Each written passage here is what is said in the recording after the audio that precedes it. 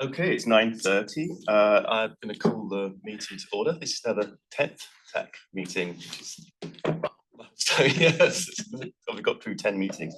My name's Mike Bunch. I'm with BP. I'm chair of the TAC, and I'd like to welcome TAC members and members of the public that have joined us today. And with that, I'm going to hand over to Pam to read the conflict of interest statement. Thank you, Mark. So members of the Renewable Fuel Standard Technical Advisory Committee include representatives of fuel producers and suppliers who may have a potential conflict of interest when participating in the committee's creation and submission of recommendations to the BPS Director. If you have a potential conflict of interest, please state your name and the business with which you're associated. After disclosure, committee members with a potential conflict of interest may participate in any subsequent discussion and vote on the issue giving rise to the potential conflict of interest. So we'll cover that by asking each of you to state your name, organization, and I think today I'd like to hear something that you like about Portland. So we're in person today. We'll go around the room and we can just go around the table. Matthew, if you want to start. Absolutely. Matthew Jubitz. We're both a retailer and distributor of diesel products, and so potential conflict there. Boy, you asked the tough question. I love this city. I've lived here my whole life. That is a very hard one for me to think about right now, but I love the water here. The river is one of my favorite things. I grew up rowing out on the river and still enjoy water sports. So yeah, the water. I'm Mark Ventura. I work for Phillips 66. We are a fuel supplier in the state, so we have a conflict of interest as we sell fuel in the state, conventional fuels and renewable fuels. This morning, walking from the hotel to here to this building, I walked by this little park that has man-made waterfalls. I think it's called Ira something waterfall, and thought it was Killer. Keller, yeah, very pretty. So don't need to go to Yosemite.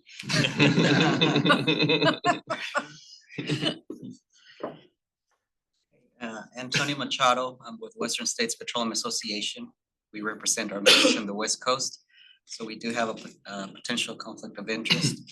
One thing that I love about Portland is the many food options and good food options. So. Might as well introduce. Okay, you don't need to say, but you can say who you are. Oh, Andrea Jacob, Climate Policy Manager. I work with Pam and the RFS team here at BPS. And you stole mine. I love the food. No, it's good. It's good. +1 on the amazing food scene. I'm Marty Frank. I'm helping facilitate. I also was going to say food. Chris Eford, Next Clean Fuels. We're developing a renewable diesel SAF facility, so we have a conflict of interest. For me, what I love about Portland is that it's a walkable city. I love cities around the world that you can just get out and walk. And coming from a big city like Houston, which is put concrete on top of every spot of green you can find, it's really nice just to walk around. So I'm Andrew Dyke, Vice Chair of the TAC and economist with Echo Northwest. Plenty of comments, no comment, no conflict. And everyone has stolen all my favorite things about Portland. There's so much to love. I was going to say that every time I commute in, I get to enjoy the waterfront. I just love the waterfront, the bridges and the whole scene there. Mark Bunch, TAC Chair with BP. We are a supplier and retailer of fuels within Portland, so potential conflict of interest. I think a lot of the things that I would have thought of have already gone, but I mean, one of the things coming from the Chicago area, one of the things I do like coming here is I get spring a couple of months early at the right time of year. So it's nice to be reminded that the winter's about to leave us when we're back in Chicago. So it's kind of nice coming out here. Nice. I'm Pam Neild. I'm only introducing myself so I can share that I really like the community gardens in Portland. We grow a lot of food just within the city limits, and I'm one of them. And so I'm eating lots and lots of tomatoes right now. So next up, pass it back to Mark for agenda and meeting minutes. Yes. I think the other thing is that we just want to confirm we've got a quorum. We do. We do have, yeah. So is there any changes to the agenda anyone wants to propose? No, so I think we're good with the agenda. Meeting minutes, is everyone, You have copies of the June 5th minutes in front of you. If anybody had any changes, if not, we can, yeah, vote on those.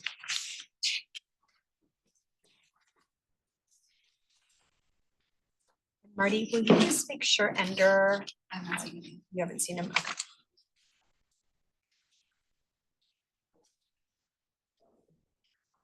Okay.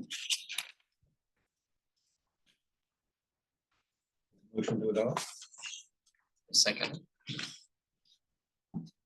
Awesome. Favor? Favor of passing the minutes? Yep. All right. No. Good. It's passed.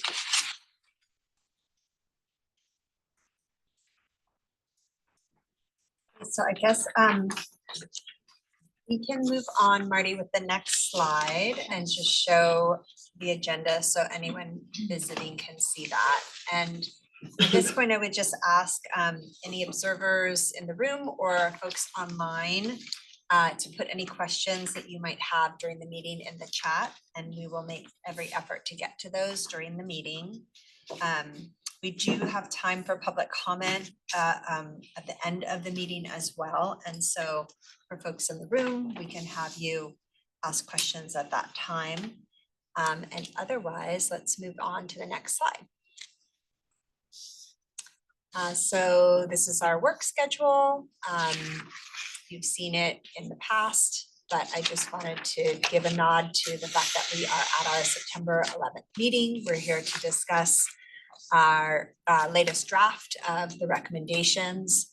And in terms of moving forward to get ourselves to the final report, we have scheduled a September 25th meeting on Zoom. The idea, at least right now for that agenda, is to discuss potential next steps, what we might know or not know at that point, and then also to vote on the final report. And then we also have a placeholder meeting scheduled for the 30th of September. And that's just reserved if needed, if we had any final discussion that we needed to discuss. If there's any questions on the schedule. I think that's a question, mate. And I think you may have raised it on maybe an earlier call, is whether, is there enough, maybe we can decide after today, but is the 25th a little bit too early? Do we want to use that 30 instead for what we have scheduled for 25th? Just Yeah. that's an option out there. Yeah. Is there a concern that we might not get done on the 25th and the 30th is really just kind of continuation of the same discussion? Is that kind of the thought? I think the 30th was really it's a just in case if we didn't get done on 25th. I think one of the, there may be some other options that we could use either on the 25th or 30th in addition to getting the report finalized. Maybe we do a kind of a reflect and look back, and maybe some continuous improvement discussions around the process. Again, it depends on sort of the time we have allotted, but that's an option that we could do at the tail end of this. I guess the question becomes, coming out of today's meeting, staff makes edits. Do we think there could be edits on the 25th as well? And then we would need a turn of the document on the 30th. Right, yeah. Yeah, and yeah, we can make that, we can have further discussion today and then also make that decision on the 25th or in between by email too, so see how it goes. I think it's October 15, is that when? Yeah, so the ordinance requires us to have the recommendations submitted to the director by October 15th. It could be earlier. Okay. But the kind of the final deadline is October 15th. Okay. We also have a meeting scheduled for October 2nd. Maybe I just got this wrong. Is anything scheduled on October 2nd? I'd have to look. I don't have that memorized. Let's put a pin in that one and I will look during the break. Yeah, I have that on my I have one. calendar. I have Oh, that you on my do? calendar as Oh, well. well, So if not, I don't know that we Oh, need I all do those. too. okay. And so since you all are handier than I am with your phones, do we have anything on the 30th? Maybe I Yeah, made we an do. error. We do? Yeah, Oh, so that's a lot of meetings in That's a Maybe lot a of short time. placeholder Maybe dates we or don't- something. Okay, We might not need all of those Yeah. 3 meetings. No. yeah. I doubt it. I do have the one. I don't have one on the 30th. You don't have one on the 30th. You don't, okay. Well, I might Maybe have it was just just October 2nd instead of September 3rd. Maybe that was it. Let's just treat that as a typo, and just say October 2nd. Okay. Yeah, I mean, the 30, it was just a note that I put for myself that, yeah, like you have here, the The 30th was a. 25th and was then a- the 2nd of was a- October. Well, the 30th was a reserve potential, Got it. and Okay. the second is actually scheduled as a Zoom meeting. But I guess we can decide whether we really need Right. those 3 meetings. Thank you.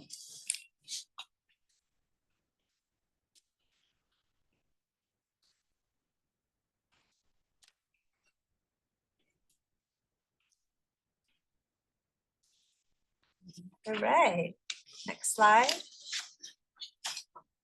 So these are the results. You can see Q3 there. And these are the results of our station site visits around the city of Portland. We have those divided by quadrant of the city. And then you can see that beginning in Q3, we are slotting out the R99 average price. And those are 3 sites that were visited. I can say there was a 4th site that is also selling R99, but they're not selling it consistently. So we opted to just keep them they're in Northeast Portland. So we just opted to keep them in the Northeast average, but these prices. I didn't know they're not selling it consistently. Consistently, they have a B20, they have a B20 placard, and then there's also an R99. And then it was me making the visit, so I talked to the attendant. And it wasn't just the attendant, he was the manager. He said, oh, we just got the R99, we've been selling it for the last couple of months, Gotcha. but it wasn't the whole quarter. And so it just, yeah, it seemed, They're not like pulling a sample. yeah, and the price that is in there was for the B20, although we didn't have a different price for the R99. There was some, yeah. Didn't feel confident that it was R99 all the Right. time, so I didn't want to put it in. Want to include it. But it was the same pump, the same dispenser, or they had 2 different dispensers? It was the same dispenser. There were 2 different, the signs were different on each side. You had a B20 sign on one side and R99 sign on the other.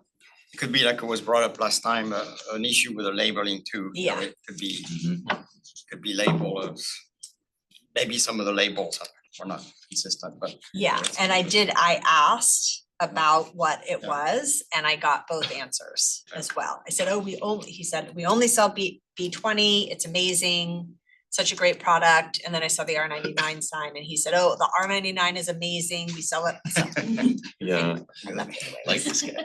Yeah. you just got to see that the Portland's kind of sitting in with a range of the rest of the state, which is kind of what you'd expect at this stage. Because you wouldn't have thought that where the renewable fuel standard is at the moment, it's not going to be out far ahead of where the state average would be anyhow. So this is What you'd kind of a expect. good baseline, yeah. Yeah, And remind me, these are the same sites over time? correct, And are we yes. seeing any, closures or anything like that? Is that? No. They're all available. Okay. Correct. Mhm. So next slide. These are just your same sites, but for gasoline.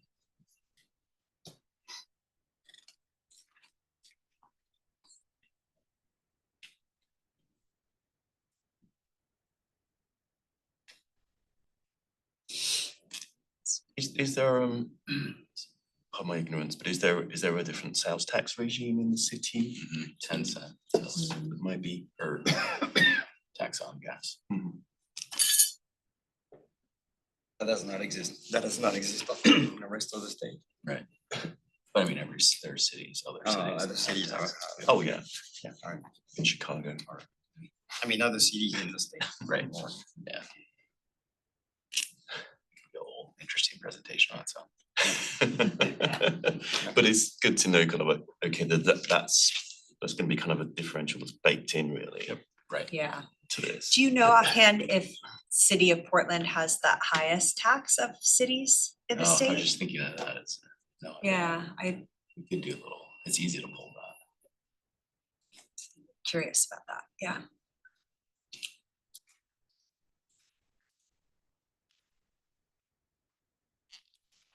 All right, next slide. Kind of gets us to the bulk of today's meeting. If you want to pull out your draft memo, I thought I would just orient us to the sections that I kind of elected to divide this into 5 sections. So the introduction is just that first paragraph on page 1. And then also on page 1, we start the recommendations and rationale section. That takes us through page 3. And then starting on page 4, we have the market conditions. There's some subsections in there. That takes us through to the conclusion and acknowledgements, which are on page 8, and those are still to come. Those are undrafted at the moment.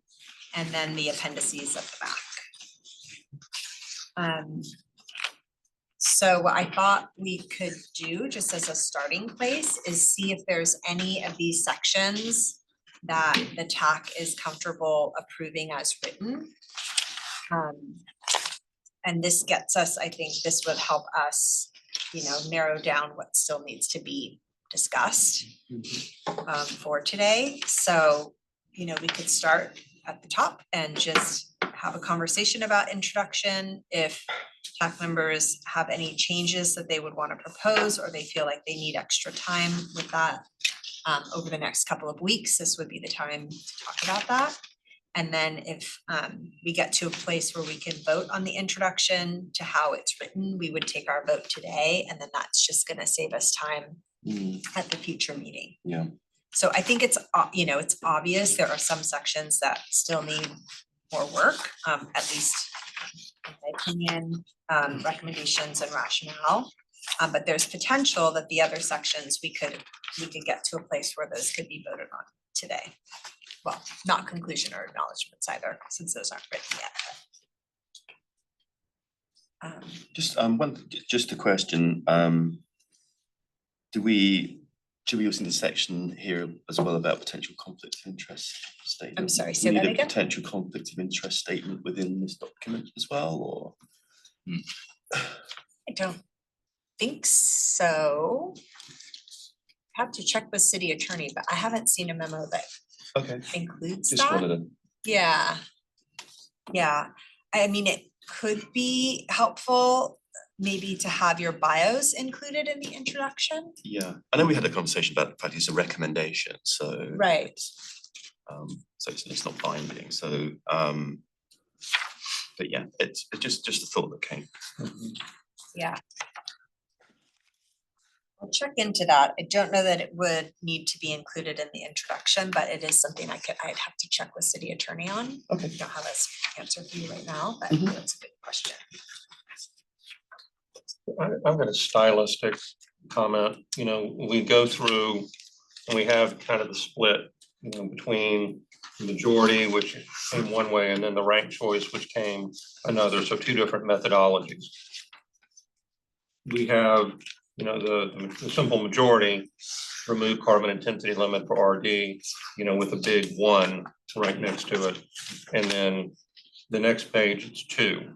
And so in my mind, stylistically, that indicates that, hey, this is the first choice, this is the second. And I don't believe that's the intention. I think these are 2 choices arrived at through two different methodologies.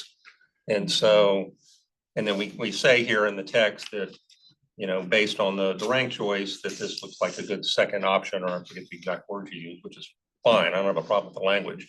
It's just that kind of jumped off the page when I was going through here, that it, you know, are we really saying this is number one, you know, Mr. Director, this is number one, this is number two.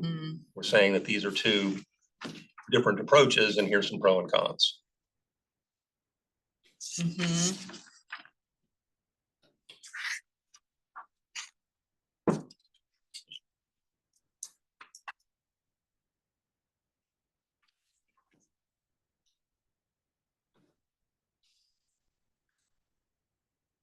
People have, oh, go ahead, Marty. Question for Chris. Do you have a suggestion about how stylistically to include these two options without Yeah, I prioritizing one or don't the think we other? necessarily need to have a numeral.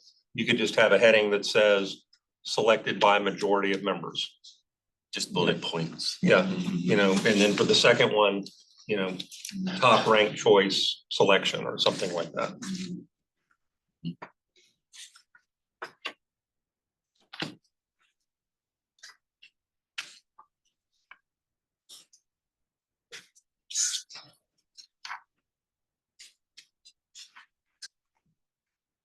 It seems like maybe we need a section on the methodology, like just some descriptor that. When we. Yeah. We're silent on that here, right? Yeah, you're So- right. I have a comment, and this is not necessarily promoting change, but it's just so that I can share my question here. I'm thinking, when I see the market conditions which support the recommendations that we're making, would it be a better approach to begin with the market conditions? Based on that, then we display what our recommendations are? Is that a better picture of why we? If not, it's totally fine. I'm just thinking out loud right now. And wait till later, moment, it's like you've almost like your executive summary up front, these are the kind of the recommendations, and then you're just kind of getting into the detail behind. Yeah, I'm not married to any idea. I was just thinking. But okay. And there's a dynamic in here that is touched on, but I think it's really important that we're looking at a snapshot in time right now. Even the, you know, the clean fuels forecast that just came out really doesn't take into account the craziness of the beginning of this year in the market. And, you know, there's so much going on. We need to highlight the fact that frankly, we're throwing a dart at a dartboard with, you know, at least one eye closed, because who knows where they're going to come out with the set rule now that it's been referred back to OMB, you know, based on comments. You know, where is all this stuff going to sort out at? I don't know, you know, frankly. You know, if things lock in as discussed in here, which they very well could, then yeah, I mean, we could be in an extended period where there's no foreign feedstock available. You know, there's going to be a lot of stuff going on, or it could change, you know. Right. Yeah, it's that kind of inflection point where you can't really like look at trends behind you and assume it's going to carry on. There's just we're at that point now, and that's again, that's reflected in one of the recommendations. Yeah, so it's about there's some major federal pieces, and also there's some local regional ones that are also with California program getting more stringent. Yeah, and look at what happened to CFP in Oregon, you know, blew out in the summer. You know, there's just a lot of stuff that's moving back and forth, which is, you know, why I know we were voting on stated language here, but, you know, I could almost look at either one or two and then say, hey, look, you know, the director has the flexibility. You're gonna have to be looking and willing to course correct here, because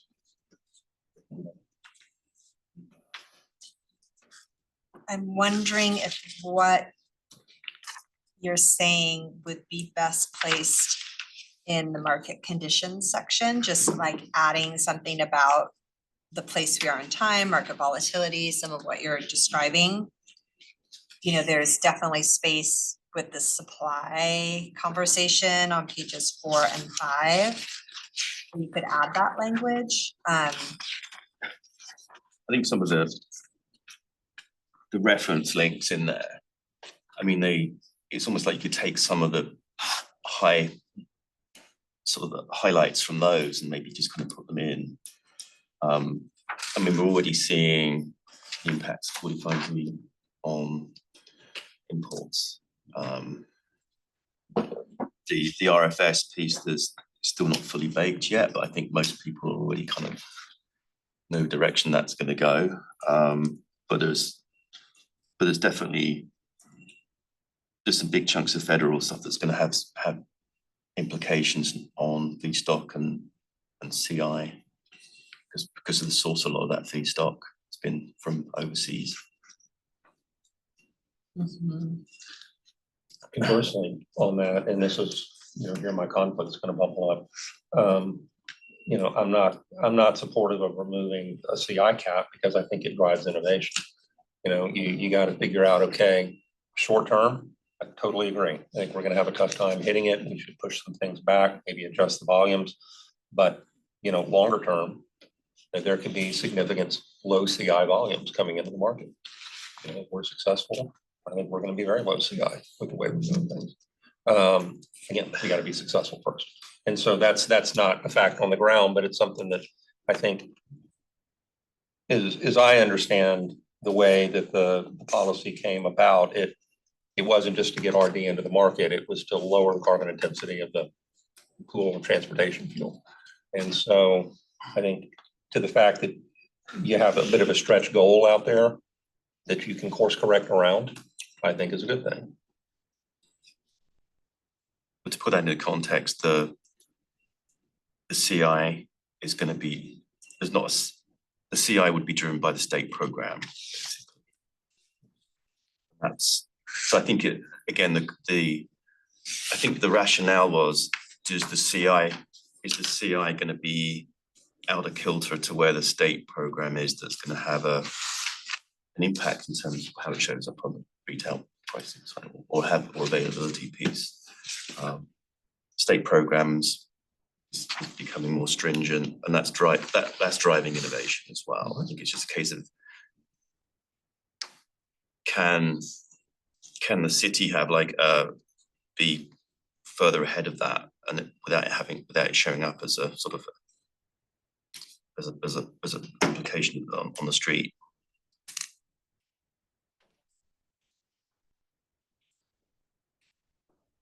And that was laid out into the rationale around this as well. It's like, okay, it's not taking the CI away, doesn't mean there's no CI.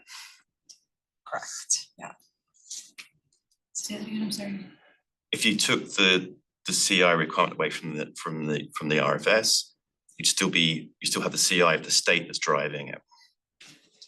So you're basically floating with that, because whatever comes in has got to comply with the Clean Fuels program.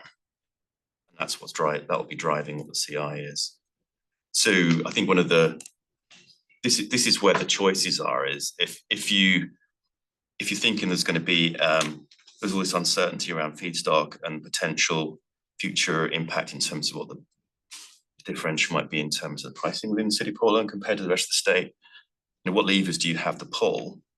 Do you pull the volumetric one or the CI one? The volumetric one, if it still floats with the state CI, that's going to have benefits in terms of local air quality if you're going 50, yeah.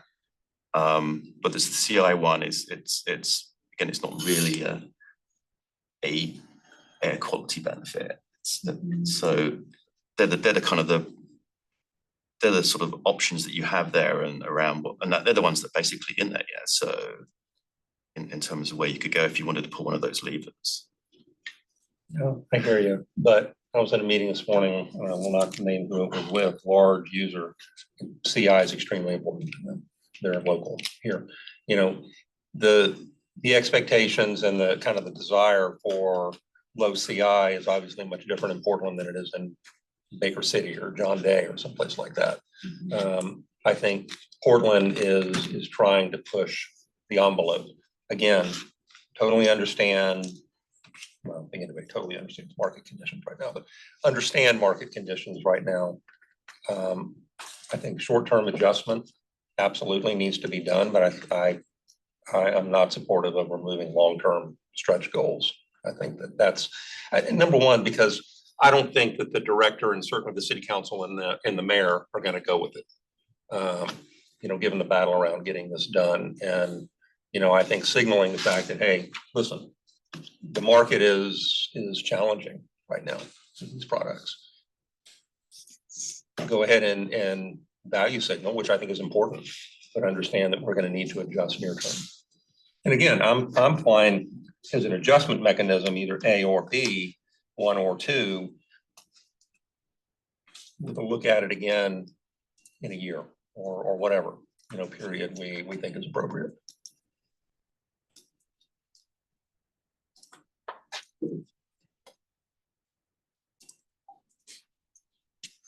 I think we've captured those in the options that are available. So we just what we got. No, I think agreed. I think that putting a little more of the market conditions summaries, like you're saying, up front, where you know we lead with the fact that, hey, you know, it's a really foggy environment out there right now. Yeah. And here's why.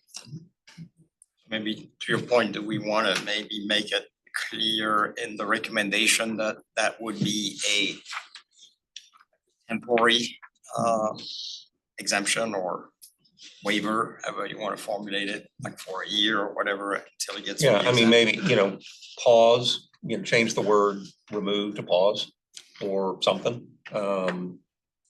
And just, look, we're recognizing the fact that this is not a lot of fuel available right now, and we don't know near term what the CI is going to be.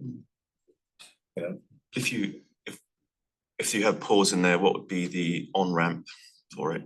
That's so that would be need to be something there, and maybe that's for another TAC meeting to decide. Yeah. Go ahead, Brady. In your current second option, you do have the language and review the decision after 1 year. Right. So you could Okay. just copy and paste that language into the. Yeah. It's a good observation. Yeah. Good.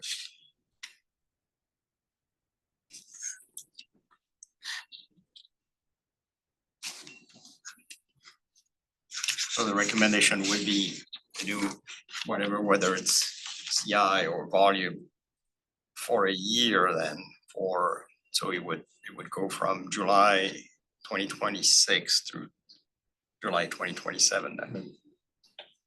And then Yearly review. reassess, and then reassess, I guess, reassess during the year, hopefully during the year 2026. In 2026, probably reassess what's happening. which begs the question, what is the life of this TAC? I mean, when is it evergreen? Or does it end and then a new TAC gets appointed, or what's Yeah, the? so the way that it's structured, and this is through the ordinance, is that the end of this calendar year, so in December, current TAC members acknowledge whether or not they want to remain on the TAC. And then a new TAC board would begin next calendar year. So it kind of this TAC gets us through this first reporting period. And then the next TAC would agree to stay on for 4 more years, which gets us through the next reporting period. And then if any TAC members leave during any time, during any of the meetings, then the city opens an application process and brings on a new TAC member. So the next, just to clarify, the next TAC board would be for 4 years, not 2 years. Correct. Okay. That's the ask, yeah. That's strange. Oh. There. Hi,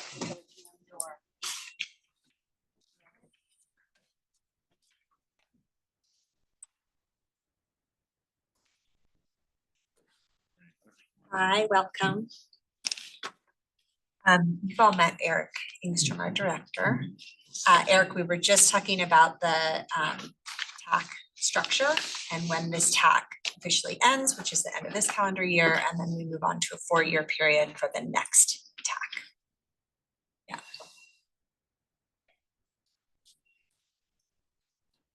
So I just want to reiterate what I heard, which was that I'm making lots of notes in the memo. We're definitely not gonna vote on as written this section today. This won't be ready.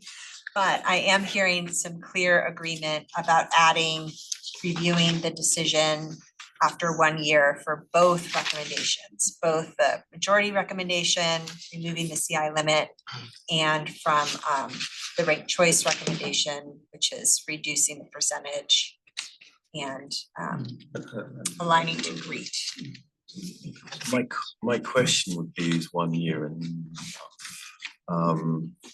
That's actually what Dave just mentioned to me over my shoulder was, do you want to go 1 year or 2 years? because at least if it's 2 years, again, it's just getting Right. businesses need to prepare for stuff Yeah. like this, so they don't know. So it might be better to have a 2-year one. At least you can plan around it, and then you start reviewing it the year before, and then Yeah. you can telegraph what's going to be happening early, so that you're not catching anybody. Yeah, if the new set rule kicks in 26, you want to get a year of data ideally. Yeah. See what's going on. Yeah. Okay, so am I seeing some agreement? We're not voting on this right now, Yeah. but for 2 years.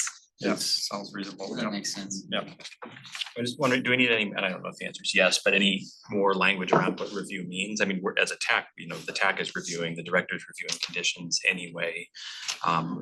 What is the decision? I mean, it'll be a similar decision to what we have here, I think, but you're not gonna snap back to the original schedule presumably, but so I don't know, just is there a little more language in terms of what the review will accomplish that's beyond, what would be? Well, I mean, do you want to necessarily limit it? Hey, all of a sudden it's butterflies and balloons and we go back to the original plan. I don't think that's realistic, but hey, it could happen. I think leaving it so that we're going to review it and leave what review means, because I mean, look at what we're doing right now. I don't think too many people would have figured out or thought of when this whole thing kicked off way back when, that we'd be sitting here today saying we don't have enough information to really make a substantive recommendation right now. Or at least one that's closed-ended, that isn't subject to review. I mean, if we could come up with some good language, that would be fine, but I think it would be challenging. But I just what is saying review any different than what we, suppose things looked great and we said, yeah, go ahead, implement as planned, there would still be an obligation to review, and we would be reviewing. So just wondering if saying you need to review this is any different, and if it's not, I think, we want to make a point that, we're pulling back for reasons of uncertainty. So you're saying in lieu of review, what really is happening is you're putting a pause. Yeah. And making a new recommendation Right. in 2 years' time. I Right, see. And I think that intent, as I understand people's comments, it's not that it's a perennial pause necessarily, but it's a pause for good reason based on the uncertainty in the market and the concerns and the constraints that we see right now. That, I think the other thing is if there's a pause, if that's the way the director chooses to go on the recommendations, then is there also a new rulemaking requirement and stuff that needs to get put in around this, or? So the recommendations that you're making are code changes. Yeah. They're code changes. So there's going to be a lead time for that as well. When you are all saying pause, is that, I'm not following because. Rather than actually saying, for instance, like the volume's going to be this or CI is going to be this, you basically say, okay, well, it's basically we're just gonna hold it at this for 2 years rather than actually taking it out. Yeah, so then it'll be, go back, have a look at the market conditions then, because there's so much going on at the moment. At least by that time you will have hopefully a year's worth of data or whatever that you can look at and see where things are, and also have a better idea going forward about what else is coming down the pipe. You're not hardwiring. Yeah. We're, 40 CIs, less than 40 CIs out the window. You're not hardwiring the implementation ladder of volumes. You're simply saying we need to pause right now because the market is very uncertain. Right, but that's still a code change, right? So the way that we would get around that is to say, things are staying as written, but we're not enforcing. Right. So are they? So my question on that is, But I want to hear the reaction to that, actually. how much discretion does the director have in terms of saying, hey, guys, we're going to pause? Or does there have to be specific market signals to take an action?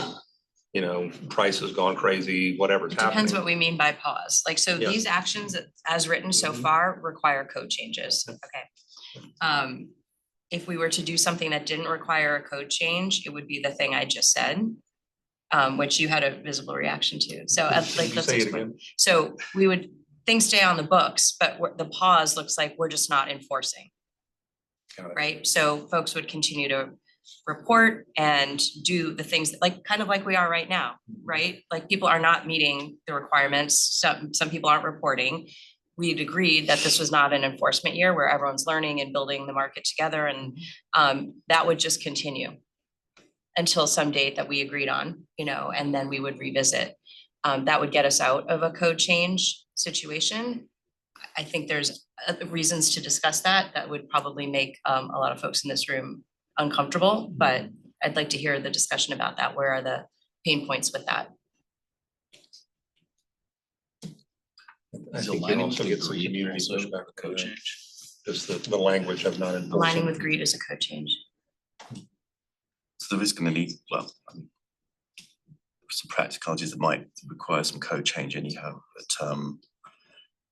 but I think that you could still be more ambitious than just pausing, if that's just to avoid a code change. And I think some of the recommendations in there are moving us volumetrically higher than where you would be now. I think it's the CI piece that would kind of be the one that wouldn't have any enforcement. And that's the one that's going to be the lightning one. Because so mechanically, what would have to happen for the code change is the director would make a recommendation to council. Or So we would start with, do you want to speak to this? We'd start with city administrator, and we're actually making the recommendation to the city administrator and to the mayor. Yeah, they sort of control the spigot of what was proposed to council, but we'd have to get council to pass an ordinance. yeah, so you're open. For a code change, yeah, and either way, the ordinance, when we pass this, requires BPS to report to council on whatever we're doing by February of 2026. Right. So we're either going to council with code changes or we're going to them with just a report. If it's Feb 26, how then you need some time for the code changes to take place? Does that mean you're gonna get close to that July lead-in time? Well, the code change could initiate earlier. It's just that's our deadline to Okay. report to It's council. by February Got it. Okay, so it's gonna be a bit of a, Still gonna happen within a Yeah. short. Yeah, short period of time. Yeah, once we get your recommendation formally, we move in a direction, whatever that is. yeah. So that also puts the onus on us not to wait till October 15 to get the recommendation. Yeah. You guys know better than me, but I'm suspect if you could get that kind of change through this council.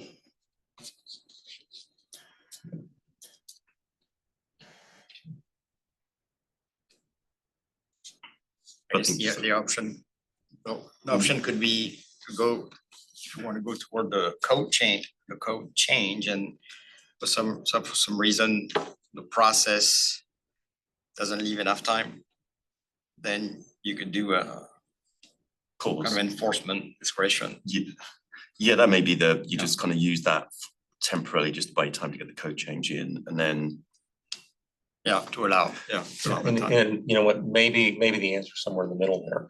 You go no enforcement for effectively the year that we were talking about while you structure what the change in statute's gonna be. Hmm. You know, it doesn't necessarily say you take 12 months to get to that point, but I mean, I think we're gonna have to think really careful what that, you know, change in the actual statute is and how political that decision is gonna be. the other piece as well, I think even if you were gonna do one of these recommendations, I think there would still be some value in the reporting Oh, yeah. of the numbers. Yeah. Even if they weren't Yeah, I binding. mean, totally agree. I mean, the one thing, you know, that's really necessary here, and the email that put out, there's a dearth of information here in terms of what is really going on in the marketplace at a granular enough level to make these kind of decisions. Can I just pause for a second because I'm hearing what could be a different recommendation and I want to make sure I have the wording. So I have leave policy in place. So a recommendation could be leave policy in place, but provide a new report October of 2026 instead of waiting until 2029. That obviously needs to be wordsmithed, but that's what I'm hearing as a potential change, or it would probably be a change, not an addition to the existing recommendations.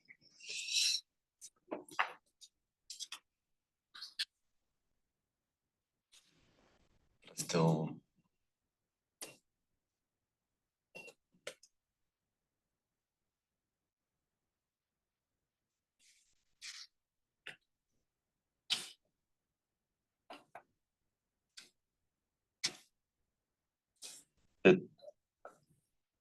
One of the things, like, again, we've got this sort of 15%, and if you've got 15, you might as well be 20.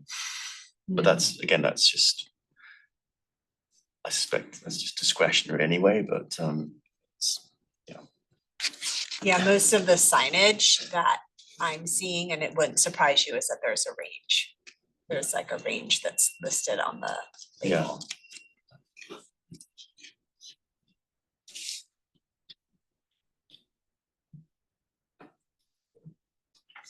I didn't hear anyone confirm your Could you language. say that again? So it was leave the policy in place, but provide a new report in October of 2026 instead of 2029.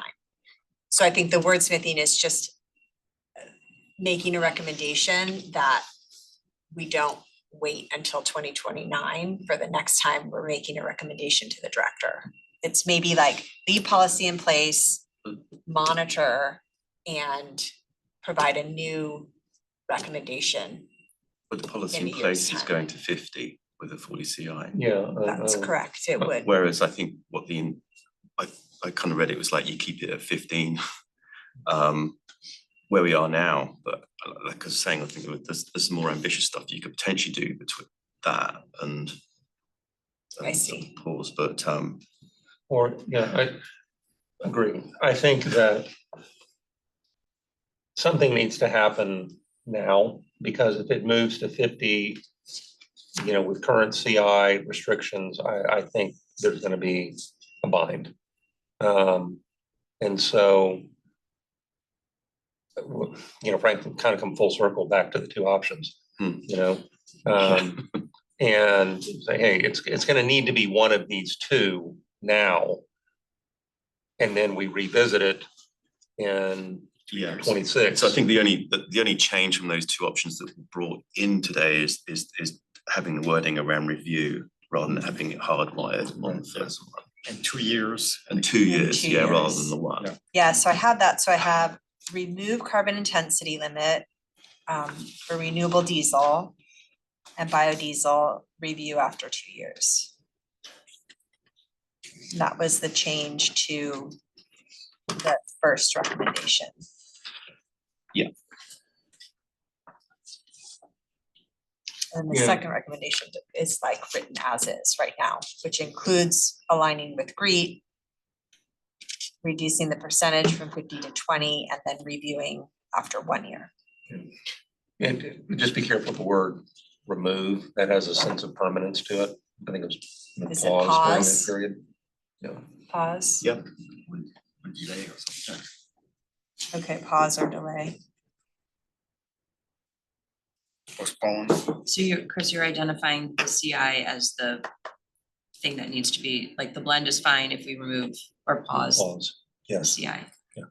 Yeah, it's this kind of the scarcity of it. So I.e. it's less, the CI will be less critical if you are blending a smaller volume of it. But if you're going to 50 with that CI on there as well, then that's kind of me. That's why you've got these two options in here. Which lever do you want to pull? For a limited period of time. Yeah. And this will require a statute change. Yeah. I have real questions politically if that's gonna make it through the council, but from a recommendation standpoint, I think it's internally consistent and logical that, you know, hey, based on what we're seeing in the market, this is, you know, our expert opinion. Such that it is.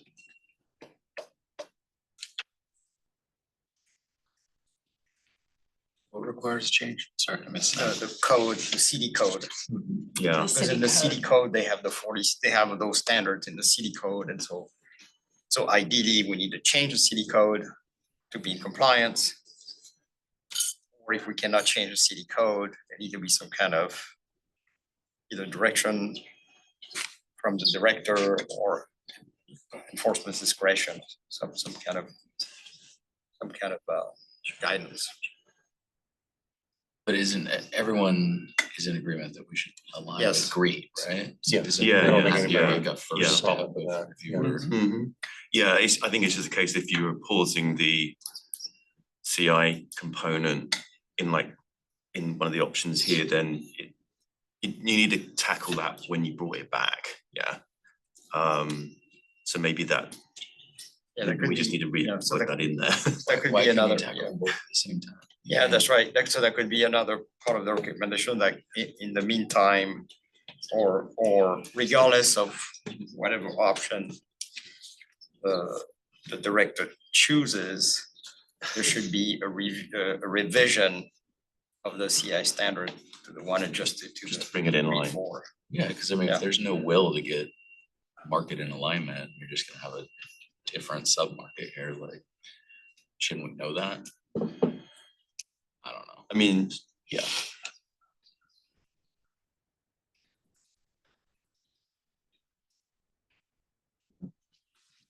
So Sorry. I'm here, so I just want to clarify. If we were to pause the carbon intensity limit, why would we need to align with GREET 4.0? We don't during that time that it's paused, but if it's ever gonna Right. come back, It would need to be. it would need to be adjusted. Yeah, so maybe it again, you just provides.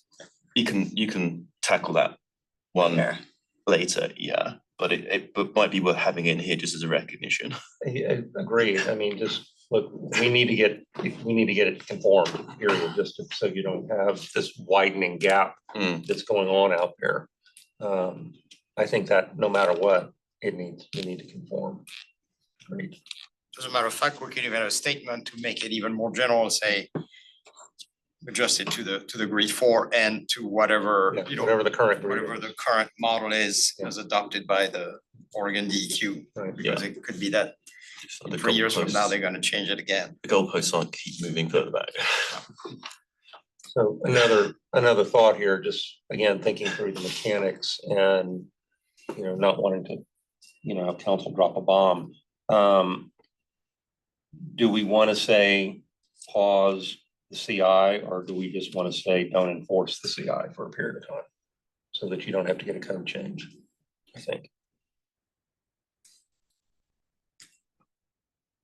That would assume that you're going for the option that's going to 50 then rather than the one that's staying at 15/20. I mean, the question Chris is asking is on more on the language, are we asking for a revision of the city code, or do we just ask for a enforcement discretion kind of thing? I mean, from a regulated entity, it's generally always better to have the code or the regulation consistent. Yeah. That would be, my preference, our preference. I mean, my Then preference maybe, at least. yeah, and that's something. But if we that- can't do it for whatever reason, or if there's a gap in time, then we have to have a enforcement discretion. And that may be something you have to take back, all suppliers have to take back and talk to their own legal. folks there, I'm yeah. hoping you can give me a technically sound recommendation and not spend too much on whether we can get it through council, because I Okay, agree it's gonna be hard, but okay, so we should actually be aiming at tackling the Yeah. problem rather, or Right. trying to avoid the problem rather than sort of how we get around the Yeah, no, good point. administrative piece. Make the recommendation and then it's up to other lucky people to push it through. Okay. Well, also, and I don't know if this is actually where you were going with Mark, but I think part of this is, I understand it, we have two options here, but it's not A or B, it's just a recommendation, and in theory, it could be A and B or something in Exactly. between, Or right? something in between. And so maybe we Correct. need a little language about that. I mean, these are viable options independently, jointly, or just, some blended combination there, but maybe having a clear statement that it doesn't have to be one or the other. And I think the recommendation will become public information. Yeah. Obviously. So I think it would be good early in the memo to basically say, to just call out the fact that this is indeed only a recommendation that will be acted on by the director and on up the food chain as necessary. I think Andrew was hinted earlier at this, but it would be helpful to get feedback from you on if we do have to give guidance on enforcement, rather than if we can't get a code change. What form should that take, and what works for you all from a just practical perspective? If we get into that situation. I mean, the argument to move the volumes up and, if you've paused or not enforcing or whatever, euphemism we're gonna use, the CI piece, so you can meet the volumes with biodiesel and, higher CI renewable diesel, you are still getting the benefit of renewable diesel moving into the marketplace. That's entirely valid. But yeah, I hear what you're saying. I mean, think through what that looks like. I do want to say that back to policy intent from 2022. The CI was central to this policy. Without it, we wouldn't have done this. We wanted this to be a low carbon policy to drive carbon reduction. So just want to keep that front and center. That was the innovation of the policy. That was the whole battle that we fought, was to get that in place. And that was to balance concerns of industry, but with our environmental Yeah, partners yeah, and stakeholders. Yeah, but if you think of the way, for instance, that the Oregon DQ CFP program works, or the LCFS program, they are, and in a sense, the way that the program is working now here with the book and claim, it's essentially you have to consider the volume and the CI work together on an averaging basis, on an averaging standard, right? So you could have a bigger volume, for instance, if say the option of removing the CI limit enables more volume of renewable diesel and biodiesel, which are low CI compared to petroleum, maybe not quite 40, but they could be, say, 50, for instance.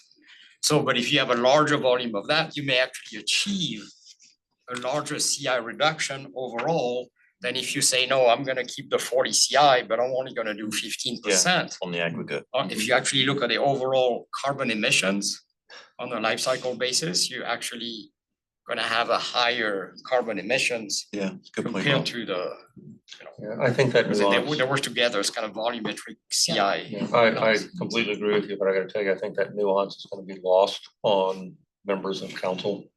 some of them anyway, because the discussion, as I recall it, when this was passed, was not that we were gonna get a lower CI. It's Portland's gonna position itself with the lowest CI. You know, it was, I think, designed as a stretch goal. And so, and that's fine. Everything you said is valid. And I think mechanically during this period of time, again, you know, one or the other. But it needs, I don't think personally, I don't personally support it, not that that matters. I don't think council's gonna support just completely removing CI. I don't see it happening. I think they're gonna lock in on the 40 and say, okay, we gotta pause it, or whatever word we're gonna use, pause it.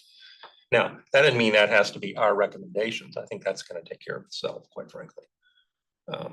But I think even that 40, I still think the nuance around the Greek 4, because otherwise it's effectively adding maybe 2 or 3 more. yeah, no, that has to happen, no question. So anyway, then with the recommendation, then the director and the city can ponder if for some reason city feel that the CI is really needs to be maintained, then I guess you would have the option to bring the volume lower. Yeah, and again, keep coming back in circles. I think the 2 recommendations are there. The one caveat or the one change I'd make to number 1, as it's styled now, is to have the review period in there. Yeah, right. Yeah, so I think we're good. I think the 2 recommendations and from the director's input as well, keeping it those 2, we don't necessarily have to have another one just to kind of looking at how it might get, to kind of looking at the administrative side of how this is managed. The 2-year, having that review piece in there as well for the first one, and then also just adding something in about Greek 4.0 at the time when, if when reviewing again, that needs to be kind of included in there. I think we're good. I think we've got those 2 options. It's just kind of what lever you want to pull.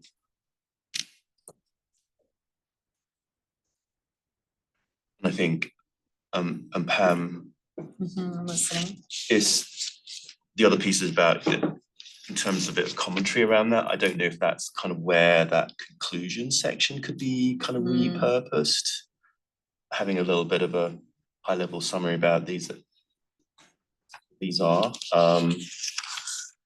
I know we've got the pros and cons pieces in there as well, and I think actually we might need to revisit the pros and cons based on these conversations we've been having now.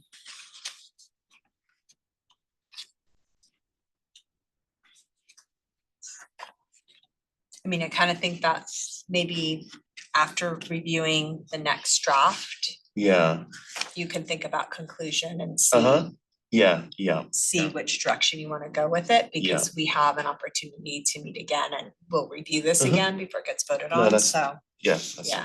And maybe that with this discussion, maybe that would open up for this conclusion, which would be more of an opening toward essentially the next 2 years' work and Right. and likely another report or recommendation come out in 2 years from now. Yeah. I mean, this may be a little out of what we've discussed so far, but if we think that the CI is really, obviously has been driving this city code. Another way to work this problem is say, okay, we want to keep a CI limit. However, in the code, the CI are established. What the city recognizes as a CI as a carbon intensity are the numbers from Oregon DEQ, right? Which include what's called an indirect land use change value. So it's calculated a certain way. But there are other programs, Canadian programs and whatnot, that don't necessarily include indirect land use change values. So, I mean, a way to work around this would be to say the city would adopt the Oregon DEQ CI with the exception of the indirect land use change. And that way you're getting low CI. I mean, this is really a workaround, but it would have to be obviously agreed by I think folks. I don't know if that's gonna work. Too complex. Yeah. Yeah, so too complex. Yeah. That would be, You're the tight to like 45Z or something. yeah, because that's essentially what isn't it what the federal government is doing, right, with the production tax credit, right? Essentially enabling a credit for, essentially enabling a credit for vegetable oil, so which is a soybean oil and a canola oil, right? So it depends really what the intent is, right? If the intent of the CI is to limit soybean oil and canola oil, that's essentially what's happening. But if the intent, if the concern is about how the model, because it's all a model, right? What kind of model do we use to represent a CI? Then that's another discussion, or that could be another discussion and say, hey, we could propose, or we could consider, or the city could consider another set of modeling tools to establish those CIs. But that's a little bit of a. Again, good luck. I appreciate the creativity. I think we're really good. Recommendations there. Well, it's a few minutes early, but why don't we take our break Okay. now and come back together at 10:55 to have any final discussion The with the time other, that we have left. I think the other piece was that other sections that we can save we could pick as Yeah, well. yeah. So we'll get to So that just in the next, focus on. after our break. So 10:55. And I think everyone knows that the restrooms are down this hallway here and then to the left.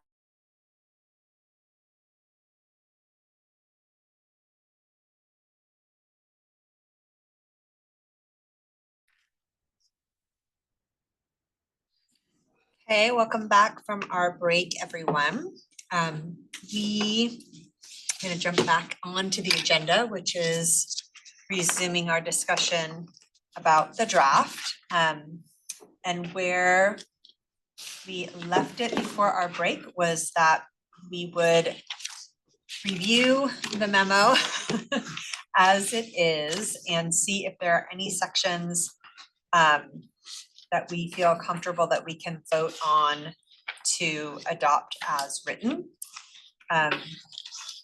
Given some of the comments that I've received, I don't feel comfortable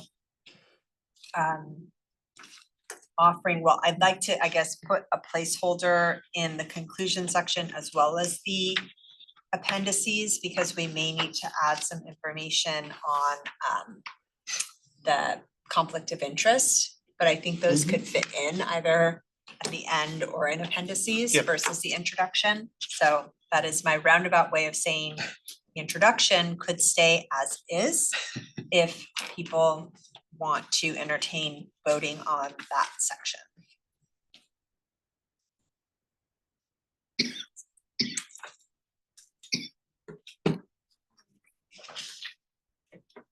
If folks want to have a chance to quickly read through it again before. Yeah, So we're talking about The which one? introduction. Just the Yeah, just so we can introduction. say, hey, this, we're all good with this, we can just focus on the other pieces. Okay?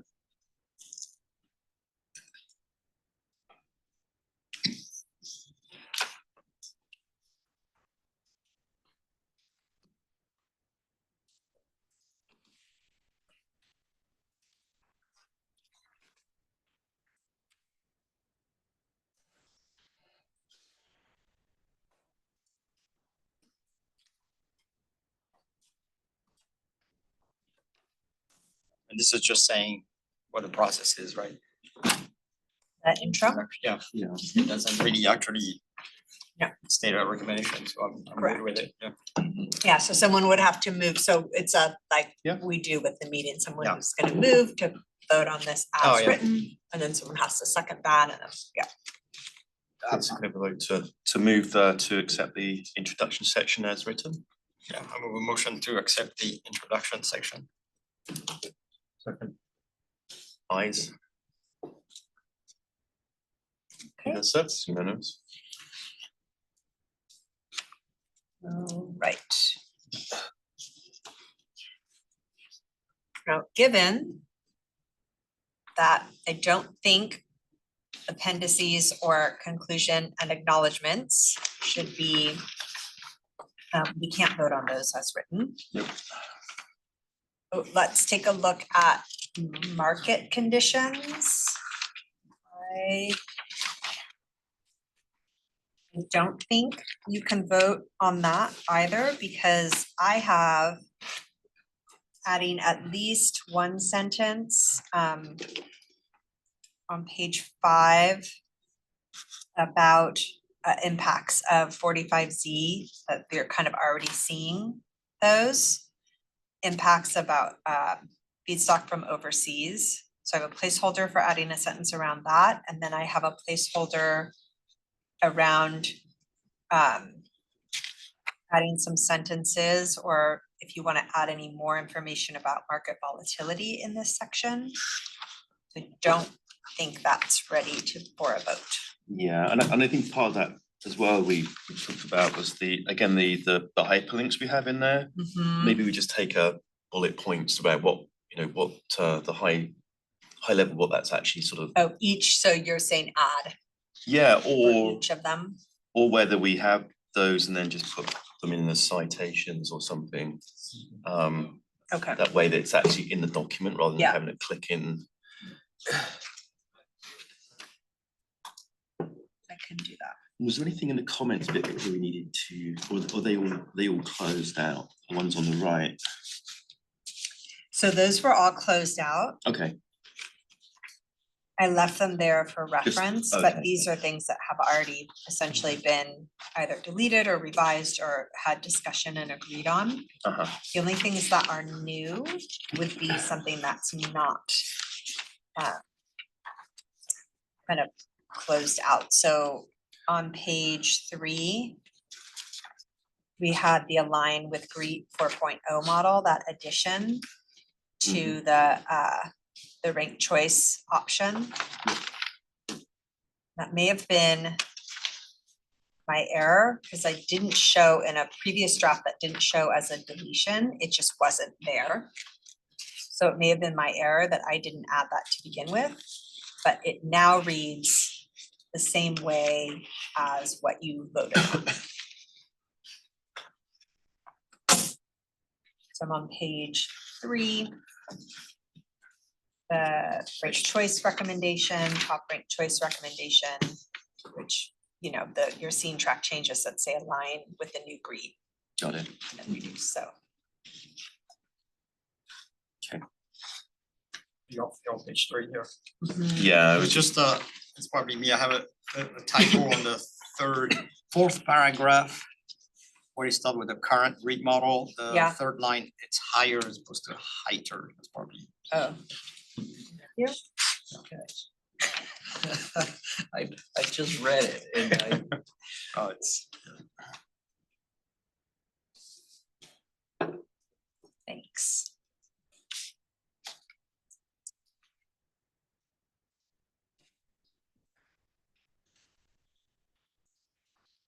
okay, so that section we're gonna read through with the Yeah, that needs actually to be. stuff from today. Okay.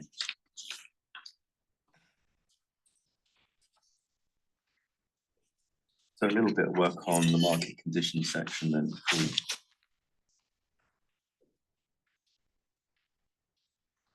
I think getting too far ahead, but it's like pieces in. There's that whole paragraph on the BP cost of CI limit removes moot. Given our conversations today, What page are you on? 7. With it, I mean, that's just. Oh, right. That's kind of pictures if it's a permanent. What's the question here? Sorry. On page 7, the section about where reduced BPS cost if the CI limit is removed. I mean, it sounds like that's a moot point, given the way the conversations we've had this. Because nobody's talking about permanently removing. Yeah.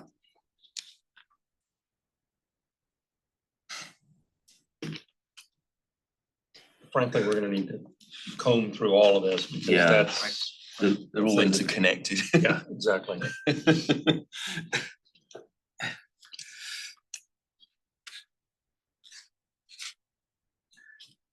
was like we start with just adapting those recommendations, and then we just kind of work our way backwards from those in terms of. Yeah. There'll be things in the pros and cons that need rewording. Yeah. It's not going to be a ton of work, but it's just making sure we don't miss Getting it anything. ready Yeah. again. Yeah. So I can read the edits that I have noted to make. That's helpful on That'd be these great. two recommendations. So the first I have to remove the number and replace that with selected by majority. And then it would say pause the carbon intensity CI limit for renewable diesel and biodiesel and review after 2 years. Any comments? Okay, and then the other update to the second recommendation is to remove the number 2 and to replace that with top ranked choice. And then to leave it as shown. The align agree. Yeah, and I mean, just take 1 and 2 out as the bullets. Just keep using. Correct. Can I make I propose an idea? Another way to like introduce greater equality between these two options is instead of putting them sequentially, to use a 2-column format and have them side by side on a single page. That's fine.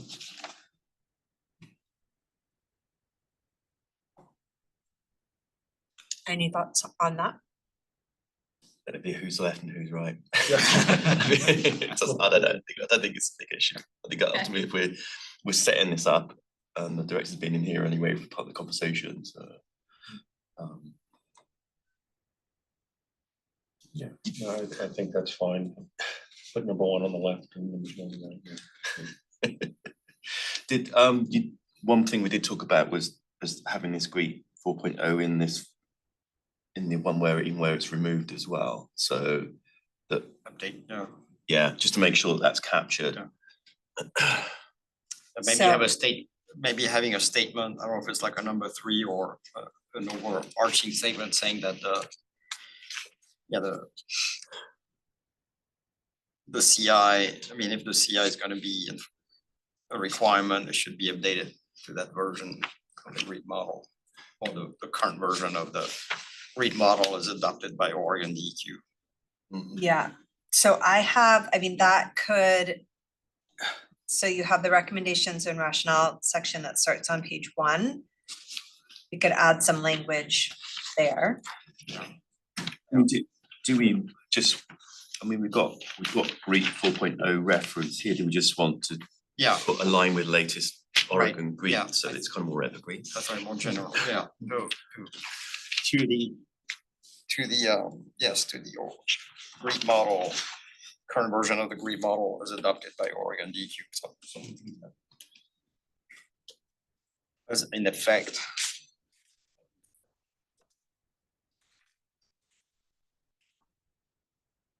So we settle on that. So I have this recommendation align with current Oregon DEQ GREET model. Version of the GREET model. Will that be out before?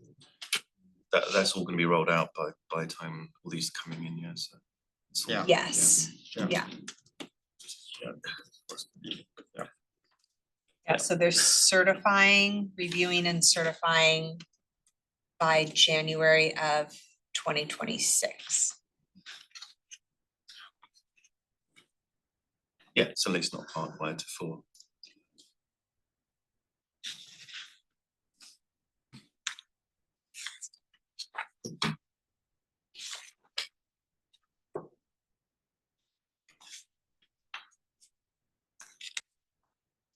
Um, So do you still think we need a sentence about adjusting or aligning to the current state model up front in the recommendations and rationale, or is just that change enough?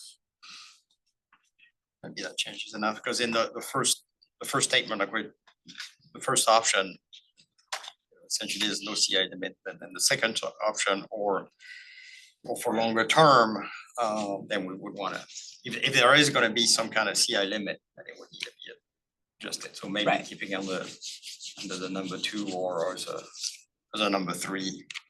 I mean, does it matter if you put it in number 1? I mean, I think everybody's in agreement that we need to be conforming to the GREET model no matter what. Yeah. Because even if there's no CI, we're still gonna be trying to track data, right? To figure out where this stuff is.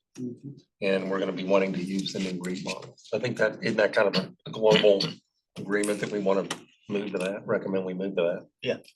No matter what. And would it be more straightforward just to have that as a first or third Yeah, option, just maybe just independent, yeah. everyone agrees that Yeah. Oregon, when it's necessary, maybe not Yeah. if you do Maybe option we're- 1, we but can keep it on that. whenever necessary. align. Yeah, I guess, but we already have a majority opinion on 1 and a ranked choice on 2. So if we stick in a 3, like where did that kind of show up in the voting that took place? Yeah, I'd rather just combine into them, so yeah. It's not like an independent option of the other 2 is what we're, so that it's, yeah, in terms of how it's been intended. Yeah, so I can insert some language in the first paragraph about that. And I think, we've already covered it, but the recommendation and rationale on page 1, that second line, and we need to adjust that, where it says Right. remove the CI, needs that maybe like pause or whatever, or temporarily remove. Whatever language is consistent. Nice. Forensically go through all this.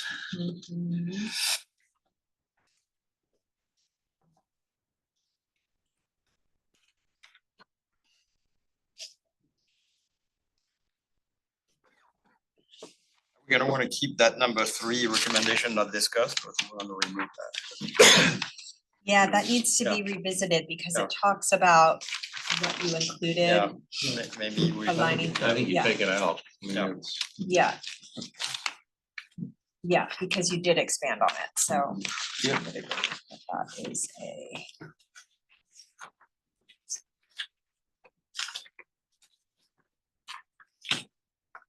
Other piece in here was to add a sentence or 2 on methodology, so actually what happened with the majority voting and the ranked choice.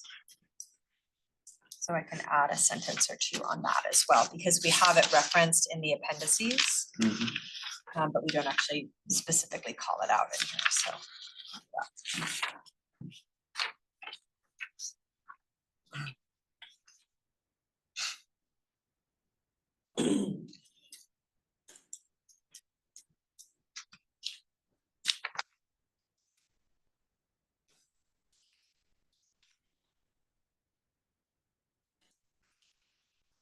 The just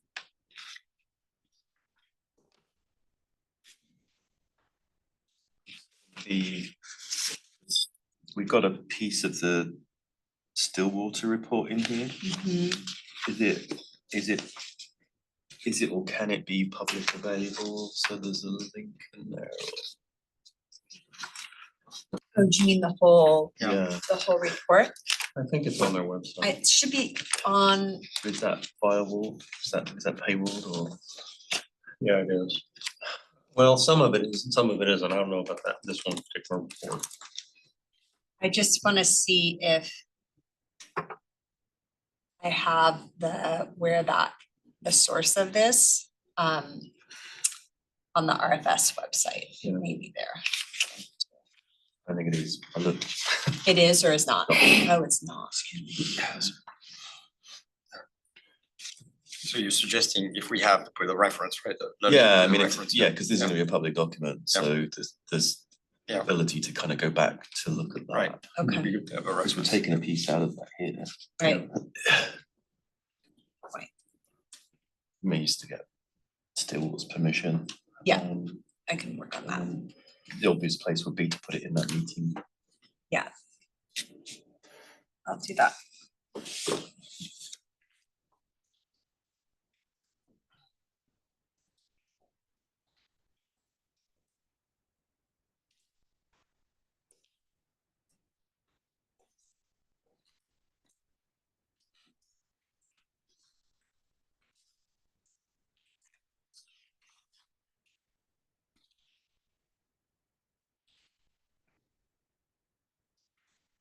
So I would like to do with this draft is to accept the track changes that are shown in this draft. Yep. And then give you a new version of the draft, Mhm. but with track changes with only what we've talked about today. Yep. Okay. Sounds good. Sounds So does anybody, people are all comfortable with the track changes that they're currently seeing in here?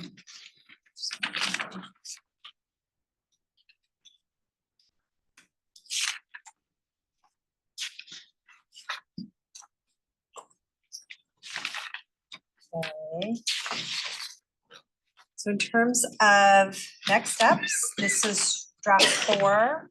I will get you a draft 5 early next week at the latest.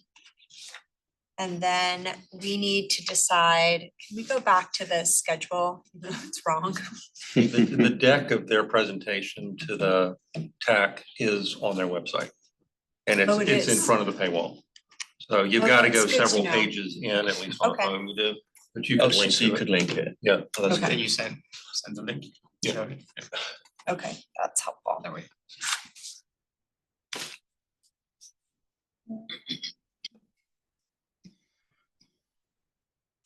All right, that's helpful, thank you. You know, my phone's not gonna let me link the subpage. I I'll do can it look when it I up, get I back. can find it, Okay, yeah, that's fine, yeah, it's April 15th. okay.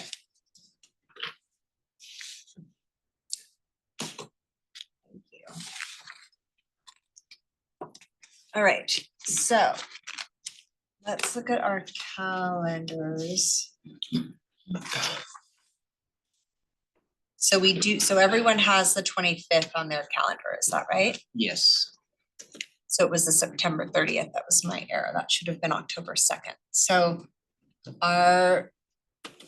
that would only give you, let's assume you get this on Tuesday. That gives you a week and a day to review before in theory we can come back together for discussion and potentially a vote. Not enough time. Yeah. I think there's value in keeping that on the calendar. Because I would hate to punt it and then only have October 2nd. If there's like more discussion that's needed, so. Have the technical issues been resolved?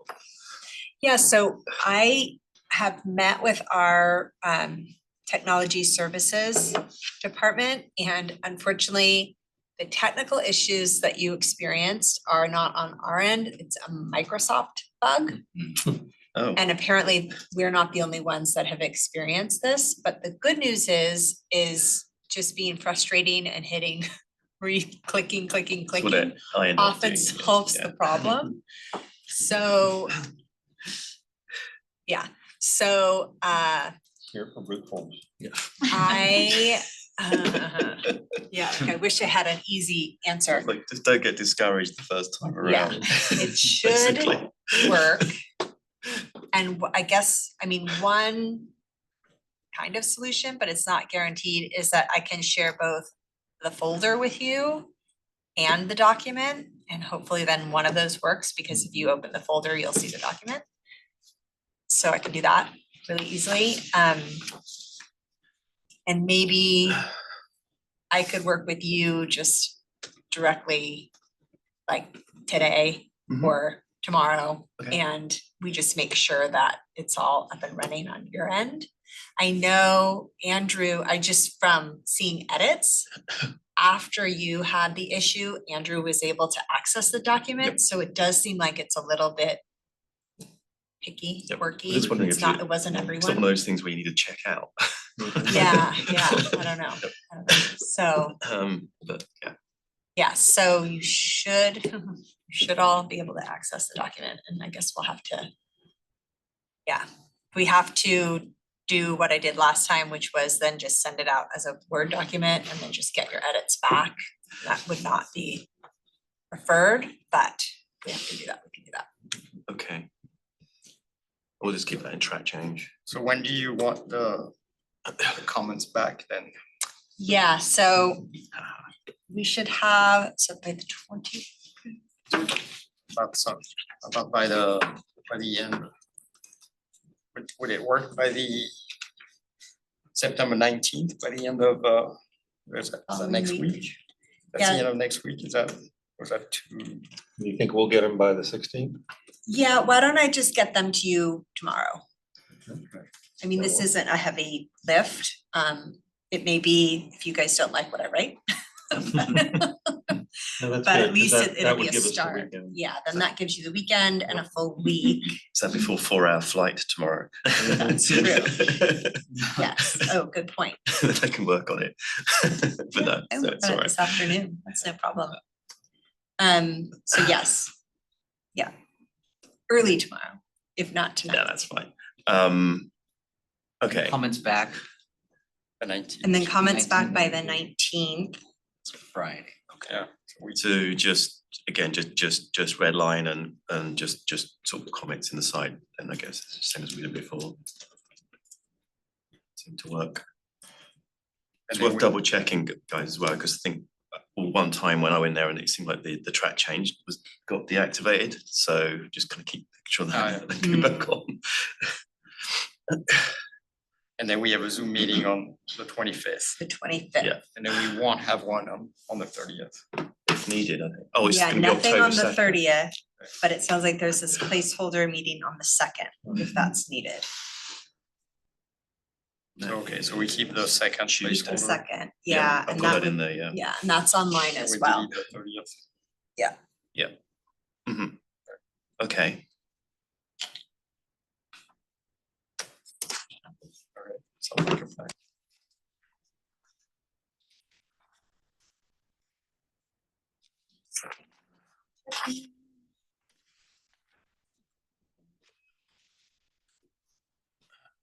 The only thing I might not have to you by tomorrow is this idea of a conflict of interest. There's some kind of statement that's needed.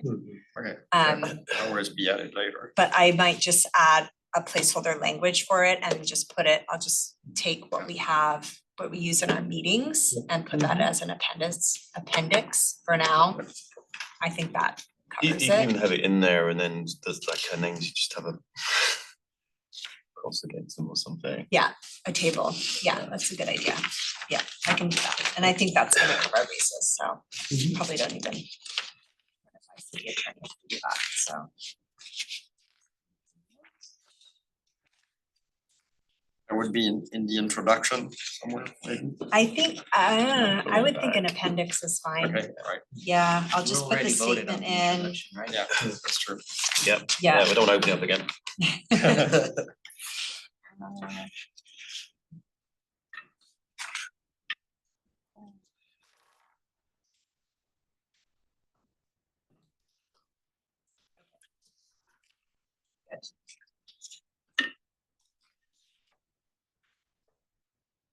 I would love to, if we can, open up the room and check the chat if we have any questions. Okay.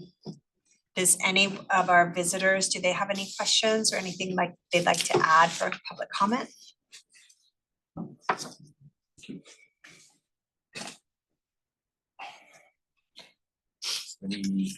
Are we kind of covered all the next steps that we need to? So, I know we had a bit of conversation about kind of doing a sort of like process look back on that, but maybe that we'll kind of do that.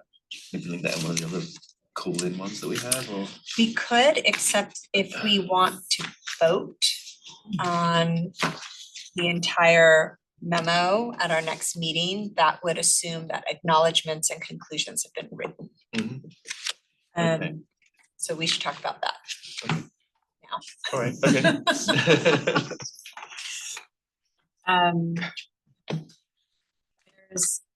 There's a couple of directions you can go with this. We don't even need a conclusion. You guys could just decide it's not necessary. You have your recommendations and your rationale. We don't have to have a conclusion. That's just been a placeholder in there. There was a suggestion that there could be a bit of a reflection on, for next time, like what worked, what didn't. Or you could just write a few concluding paragraphs or sentences. So I would caution you to be careful on conclusions because we've got the recommendations and everything in there and editorializing could veer off in one way or another. Just doesn't mean you don't do it, just kind of reiterate the conclusions. Or maybe instead of a conclusion, then we call that something else like a path forward. Yeah, there you go. And then we're saying, the TAC looks forward to the next session, the next 2 year, and to review what actually happens and what the next recommendation would be in light of Given the challenging environment we're currently facing. whatever happened. Yeah. It's not a conclusion, it's just. Yeah, Kind of like remarks. I mean, the other big piece potentially around it is if there was kind of like process type recommendations on that, is that something you just kind of capture in the minutes for following, or as opposed to it being necessarily in the report? I mean, there are other kind of options around that. If they're not necessarily directly involved with the recommendations piece, but I mean, there was some, we've had some comments about like actually sort of market data, for instance, that's been kind of difficult. Yeah. And I guess again, next time around, there should be more market data because there's been more time program in place. Yeah. No, I think that kind of stuff is absolutely valid to say, hey, one of the things that this process has shown is that there's not, you'll never have complete information, but it's a question, do we have adequate information? Because I think we never really cracked the question about how much physically diesel is actually sold in the city. It's all kind of been on a pro rate or whatever, which we know probably isn't right. It's not even a diesel car. But there are kind of maybe things like that where I think if that's something we could kind of include, where's the best place? Would that be like having a kind of a reflections piece and have that sort of in the appendices or something? Yeah.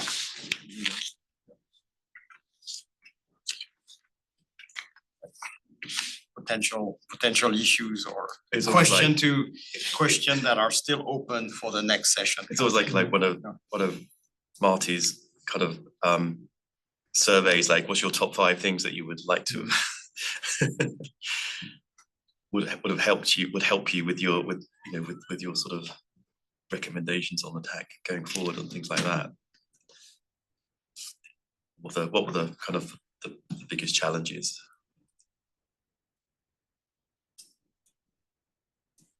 I think so now we're getting towards the end of the process for this cycle. It's like good to kind of like, okay, what the learnings we can kind of bring in for next time around. Are there some things here that were kind of maybe just because it was the first one and it's just because the programs knew that they're just kind of maybe we won't have those issues the next time around, or maybe something kind of continue.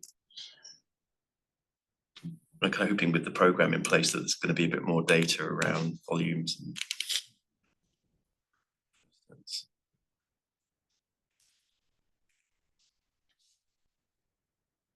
people want to try to answer that question now?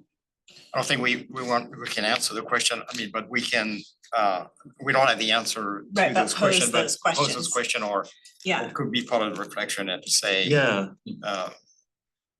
Well, maybe a and list and of- does it necessarily need to be in this recommendation to the That was- director, or can we, after or as part of, a subsequent meeting before everything wraps up, just do a Yeah. postmortem, That was the point I was kind of making earlier, like whether it needs to be in here or we just kind of capture it somewhere. right? Yeah, And I do think there's a lot of value in sitting down and putting it to paper. Questions that potentially, could the DEQ, going forward, or there's some other ways they could maybe massage their data. Is there other ways we can collect it? Because it's a huge issue and going to continue to be an issue going forward. this feels like more of a conversation in a meeting than something that should be necessarily written in as a path forward or concluding piece. You're talking about a conversation meeting that's captured in minutes. Yeah. Yeah. It's fine. Yeah, more almost like a debrief session. Yeah. And again, maybe having that on one of these other calls that schedules time to reflect between now and then. We haven't quite finished the process yet. Be good. And I think, and part of this as well is like, we're looking forward. And so, but the data is always behind us. So, and again, that's the thing we've come up here. There's two or three big chunks of things that are changing forward that wouldn't necessarily be reflected in looking at review mirror trends as well. So one one suggestion is that we meet again on the 25th. We may or may not vote on every section. Hopefully we do. We do not include, so there would be no conclusion piece there, but then we use the October 2nd meeting to have both a debrief, kind of a look back and a look forward, and then that would also give me an opportunity to kind of let you know what's happened with the report in the following 2 weeks, let some time pass and there's I guess one other opportunity in the report that we could add, and that could be an appendix or here, which would just be I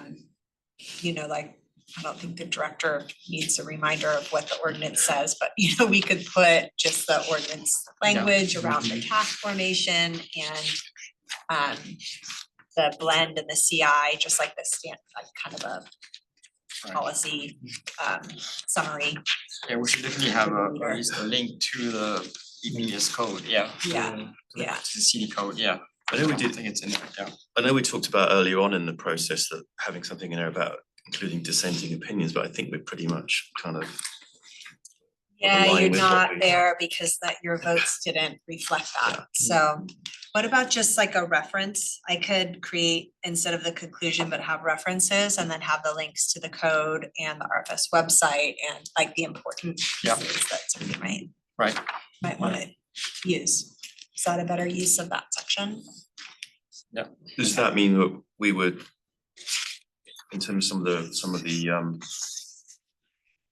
the links we've got in here at the moment, you talk about those or different ones? So the I ones was that talking are about, I conditions. was talking about Just- RFS okay. and city code, Gotcha, but I gotcha. do need to, I asked, I work with a communications teammate who I asked sort of what the best practice was around those links, because I was concerned that, if this is printed and given to someone, then they're not seeing the link behind Yeah. the references. So I will work on that as well, which makes me realize you won't have that answer by tomorrow when you see this again. But that may, like you said, we may have to actually, have the text to these links as an appendix. Mhm. Or the HTTP, the actual web link in here. Yeah. So I have already asked that question, I just didn't get an answer. Okay. And we probably have a best practice around that, I just don't know what it is. So I would say whatever the answer is to that question would be that I would have the same, put the same information as references. Okay. maybe it's not references, it's more like resources. Program links.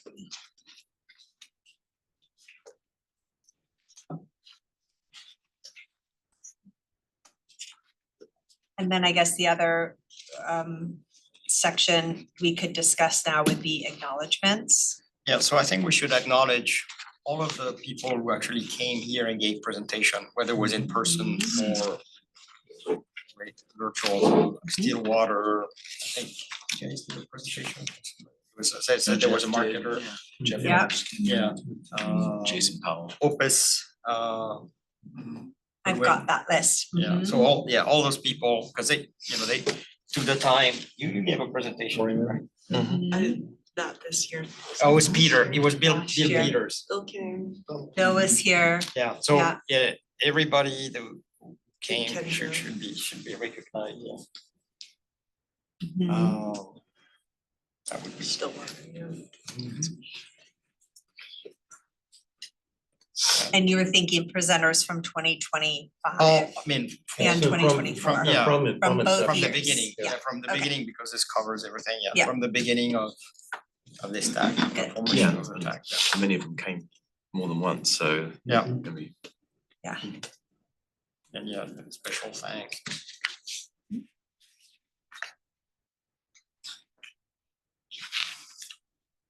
And the city will provide free public transportation to those people for the next, TAC meeting. What is necessary? Try it. Nobody gets free transport. Just try it. Still remember the days. I know. It was used to be. So, yeah. Fearless in downtown.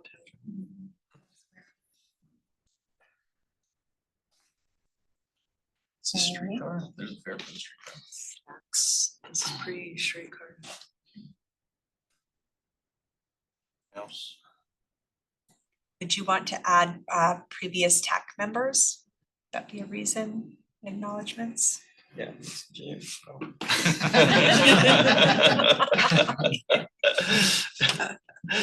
As they Floyd. I don't know if we had any, we didn't have too much public interaction, but if there were any public comments that were worth, or just a general statement, maybe just a general statement about appreciate the public input for this review and the people who took the time to participate online or in person to those meetings. Okay.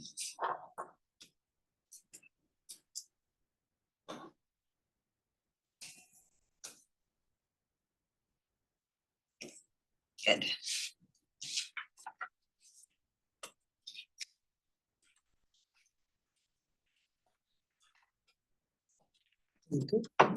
Anything else?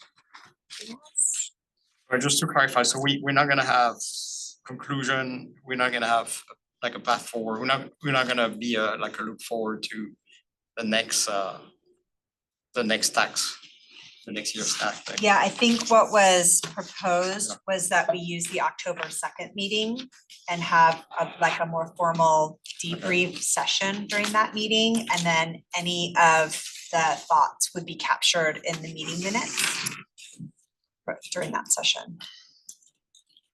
Just feels more in depth than what we might get into today. And then that would give me more time to think about questions to ask as well. And maybe like lay out what the process was, so you can actually respond to that. Yeah, I was just thought whether we're just having it as a complete, just kind of whiteboard thing, or where we have some kind of like thought provokers and Yeah, exactly. get the conversation going. Yeah, that's good. You need to thank Marty for all the work, preparation and behind the scenes.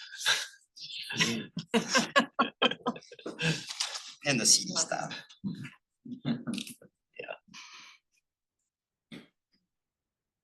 I think providing the resources, the meeting room, coordinating, Pam, you did a lot of work putting those things together and so should Thank you. Acknowledgements, yeah. So we're in it for the glory. Minute for the bagels. Yeah. All right. Okay, I think we've pretty much got through the business, so again, really big thanks to TAC members, staff, and the public that's joined us for this is a very productive session today. Yeah, we made a lot of progress after 10 meetings now, so that's great. So on that note, I'm going to adjourn this meeting. So thank you all. Thank you very much.